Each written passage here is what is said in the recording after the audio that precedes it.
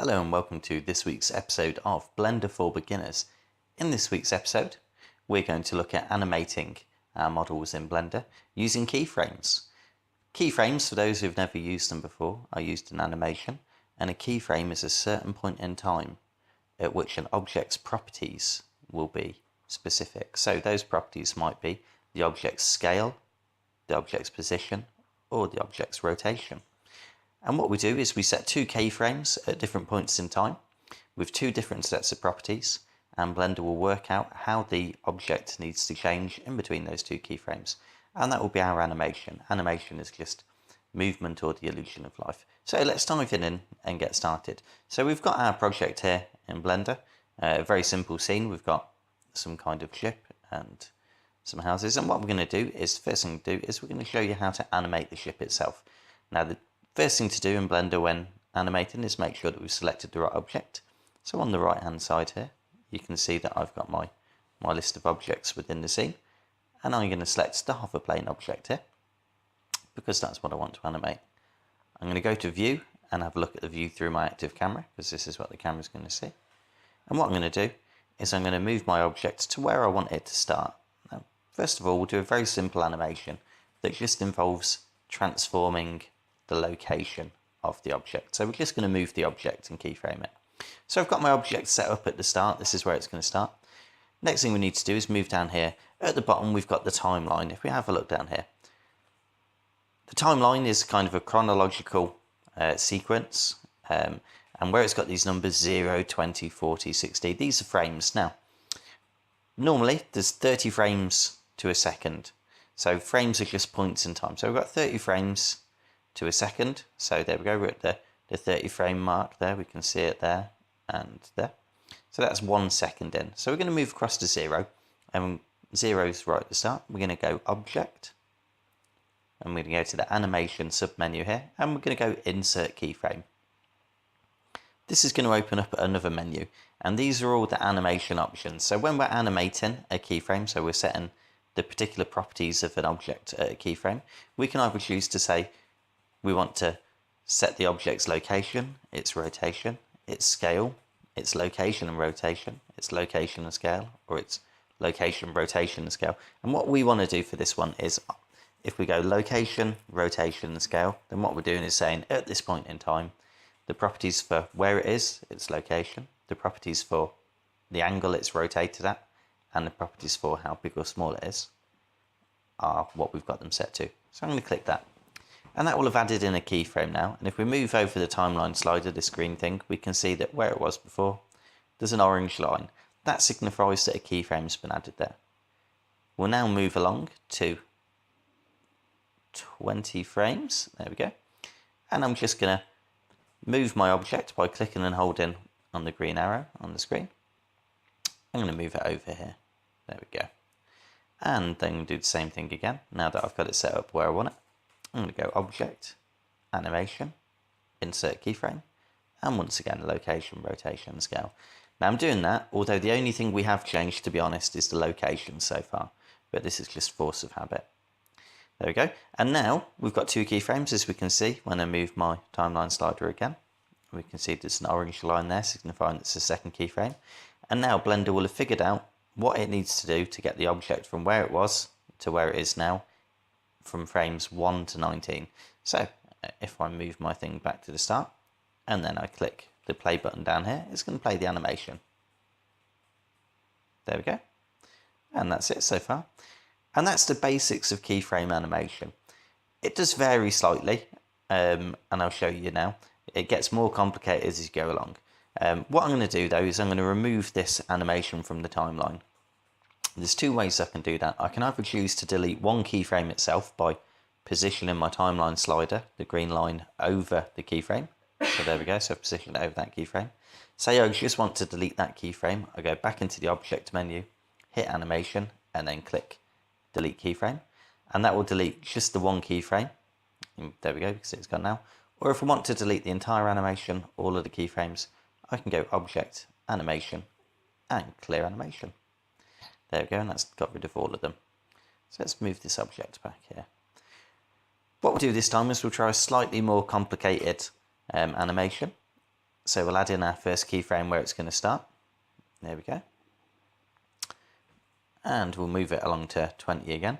And this time, as well as just transforming it by moving its location, what we're going to do is we're going to select the rotation tool. And we'll rotate it around slightly. There we go. And we'll even... Oh, no, we won't mess with the scale. That's fine. And then same thing again. Animation, insert keyframes, location, rotation, and scale. And there we go. And we can see it's figured out how to do that in between. Perfect. And what we can do is once we've got the animation there, we can even have a little bit of play with the keyframes in between. So I'm going to move that along. And I kind of want it to do that classic thing where it kind of overshoots at first and then ends up back there. So I'm going to move it along to keyframe 17. And I'm just going to drag that along. Add that in. And insert keyframe, location, rotate, scale. And let's move that back. And let's have a look. There we go. So very simple. So there we go. We've animated our plane. Let's have a look at the next bit now. Exactly the same theory as before. Now we're going to choose to animate one of the crates down here. So as the plane kind of flies past, we want to simulate the idea that this crate's being knocked off. So we'll just wait till it's going past. And I'm going to set the first keyframe there. And there we go. I want it to kind of fall off about there. There we go. And we add in another keyframe. So once again, just remember object, animation, insert keyframe, location, rotation, scale. And we'll just move that over.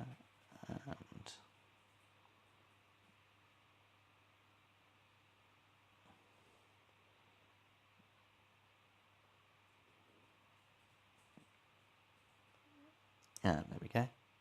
So anything with keyframing is it can be quite a tricky time-consuming process, especially when you're doing lots of fiddly little bits. And there we go.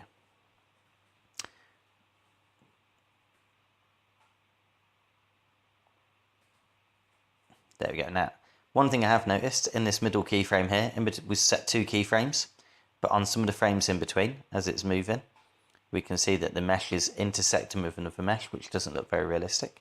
So for those keyframes there, we'll just go in and we'll set individual keyframes where we've moved it so that it's not doing that. I'm going to go a keyframe back there and just check that that's not doing it either.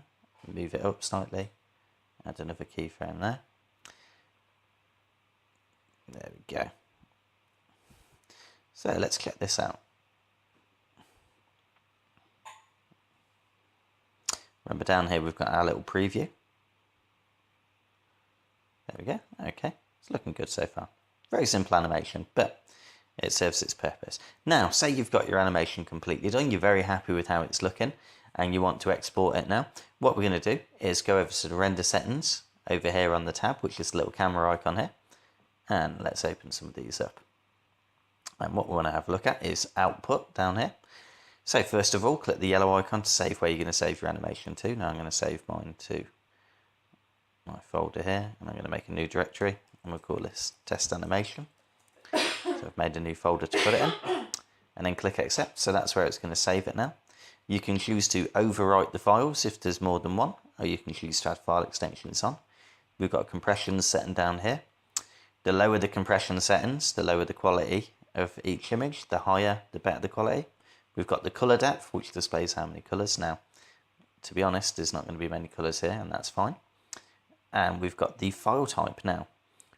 I'm going to choose PNG for mine, and it's going to export this animation as a series of PNG images that I can then open up in, say, Final Cut Pro or iMovie or Windows Movie Maker or whatever editing program of choice you've got. And there we go, so that's looking good. So we've got the output, and perfect. Okay, so let's give this a go. So all we need to do now is set how long the animation is going to be. Now we said that our animation was about 20 frames long. If we click there, we can, if we click on the hover plane there in the project window even, we can see that, there we go, 20 frames long. So at the bottom, underneath your timeline, you've got two settings here, start and end. That's the start frame and the end frame. Now our animation is only 20 frames long, so I'm going to type in 20 because it ends on frame number 20. It starts on frame number 1. And then all we need to do is now go up to render and render animation. And let's see how this is looking. And this will slowly start to render out your animation here. There we go. Ooh, bit of a messy mesh there. I'll have to go and sort that out later.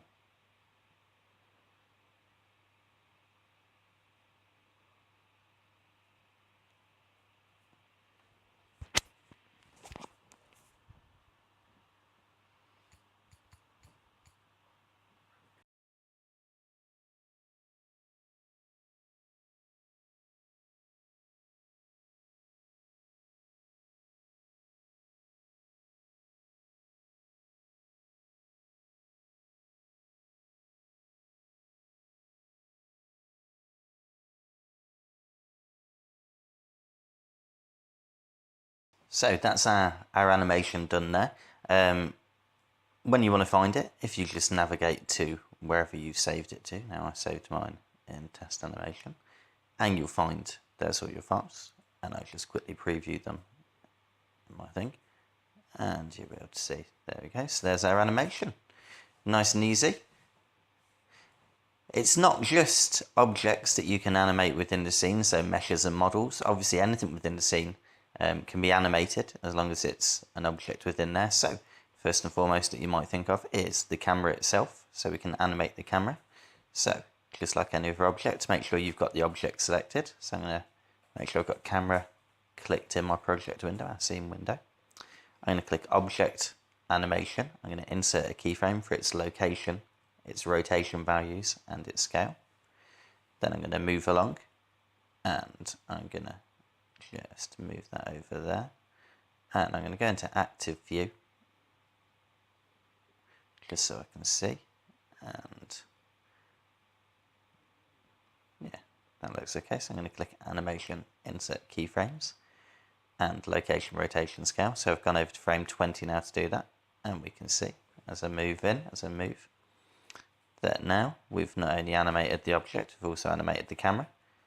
And you know, the same goes for lighting as well. So if I select one of the lights, lamp 000, lamp 1, and move it along the timeline, set a keyframe, we're going to object, insert keyframe, location, rotation, scale, move along to frame 20, and move that. And exactly the same now. So if we zoom out, we should be able to see.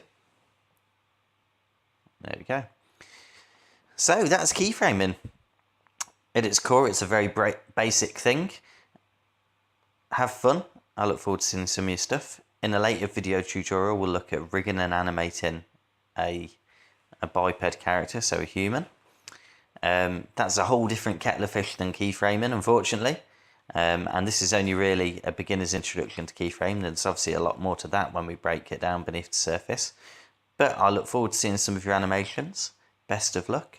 For those of you who take my class, you'll find this Blender scene is in the normal place for you to experiment with. Thank you for watching.